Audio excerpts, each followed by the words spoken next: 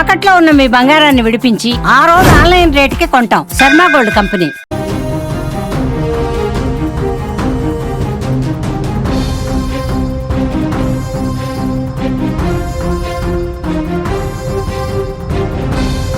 కేరళ తీరానికి నైరుతి రుతుపవనాల రాక దగ్గర పడుతూ ఉండడంతో తెలుగు రాష్ట్రాల్లో వాతావరణం ఒక్కసారిగా మారిపోయిందని చెప్పుకోవచ్చు మనం. ఏపీ వ్యాప్తంగా కూడా వర్షాలు కురుస్తున్నాయి. బుధవారం పలు ప్రాంతాల్లో జడివాన కురిసింది. ఉమ్మడి విశాఖ వ్యాప్తంగా వర్షాలు పడ్డాయి. బుధవారం రాత్రి 7 గంటల సమయానికి అనకాపల్లి జిల్లా అచ్యుతాపురంలో 52 మిల్లీమీటర్లు, నర్సీపట్నంలో 50 మిల్లీమీటర్లు, గుంటూరు జిల్లా ఫిరంగిపురంలో 48 మిల్లీమీటర్ల వర్షపాతం నమోదైంది.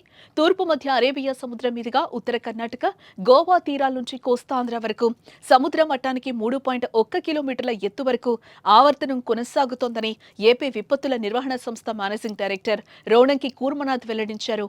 ఈ ప్రభావంతో మరో 2 రోజులు వర్షాలు పడే ఛాన్స్ ఉన్నట్లుగా కనిపిస్తోంది.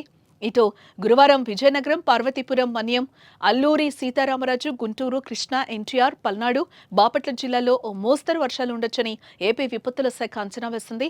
నంద్యాల, కర్నూలు, అనంతపురం, వైఎస్ఆర్, చిత్తూరు, తిరుపతి జిల్లాల్లో కూడా వర్షాలు పడొచ్చు. గంటకు 40 నుంచి 50 కిలోమీటర్ల వేగంతో గాలులు వీచే అవకాశం ఉన్నందున హోర్డింగ్స్, చెట్ల కింద శిథిలావస్థలో ఉన్న గోడలు, భవనాల దగ్గర నిలబడరాదని కూర్మనాథ్ సూచించారు.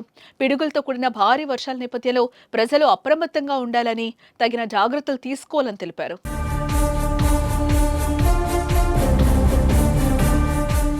అటు నైరుతి రుతుపవనాలు వేగంగా భారత భూభాగం వైపు కదులుతున్నాయి. మరో 3-4 రోజుల్లోనే రుతుపవనాలు కేరళ తీరాన్ని తాకే అవకాశం ఉందని భారత వాతావరణ విభాగం అంచనా వేస్తోంది. ప్రస్తుతం ఇవి దక్షిణ అరేబియా సముద్రంలోని మాల్దీవుల వరకు విస్తరించాయని ఐఎండీ స్పష్టం చేస్తోంది. ఇవి మరింత వేగంగా విస్తరించేందుకు అనుకూలమైన పరిస్థితులు నెలకొన్నట్లుగా ఐఎండీ తెలిపింది.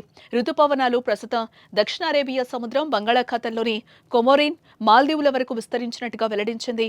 త్వరలోనే లక్షద్వీప్ వరకు ఇవి విస్తరించి కేరళ తీరాన్ని కూడా తాకే అవకాశం ఉందని ఐఎండీ స్పష్టం చేసింది.